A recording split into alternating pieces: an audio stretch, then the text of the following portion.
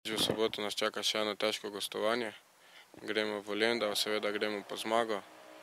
Tam so vedno dobre tekme, tudi veliko publike, tako da je tam v Lendavi je fajn igrati. Ampak mi seveda gremo samo za ciljem, da zmagamo. Normalno, da potrebujemo te 3 pike in tako smo tudi postavili na igrišču. Bili bomo napadalni in želeli si doseči zadetek, 2, 3 in pa čim manj jih prejeti, tako da upam, da bomo na koncu zmagali. Gledate z enim očesom vseeno Koprčane ali se ozirate le na svoje igre in svoje tekme? Seveda smo najbolj pomembni mi sami sebi. Če bomo mi zmagali, pa bo Koper zmagal, na njihove rezultate na žalost ne moremo vplivati. Seveda pa, da če na primer igrajo oni kasneje, da spremljamo njihove tekme, da si želimo, da bi kiksali, da bi se približali.